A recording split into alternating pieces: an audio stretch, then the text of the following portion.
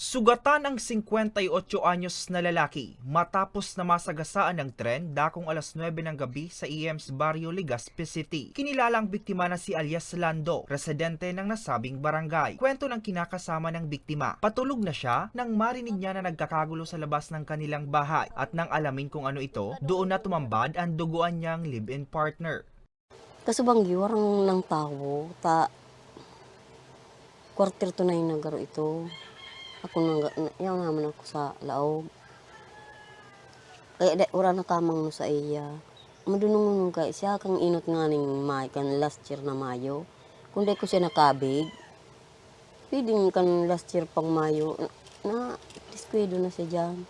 Ayos tagapagsalita ng Legazpi City Police Station na si Police Executive Master Sergeant Carlos Panya, nasa impluensya ng alak ang biktima nang makatulog sa rilis at mabangga ng tren. Nakasigaw pa umano ang biktima kaya nahila pa siya ng kanyang mga kabarangay at naisugod sa ospital.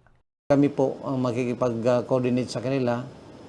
Usually naman, kung ano po ang maitutulong nila sa biktima, voluntary. Dahil sa insidente, naputulan ng kanang paa ang biktima. Napag-alaman din na dati nang nasagasaan ng tren ang biktima noong nakaraang taon matapos na makatulog sa riles dala ng kalasingan at naputulan ng mga daliri sa kamay. Nananawagan naman ng tulong ang kinakasama ng biktima. May gusto man tumabang, ako po man. Maski sa kuyan lamang, sa bulong, alkayan.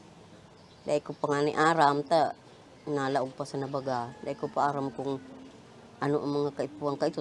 Putulong nga ni kung siyempre may mga gagamitin tong bulong.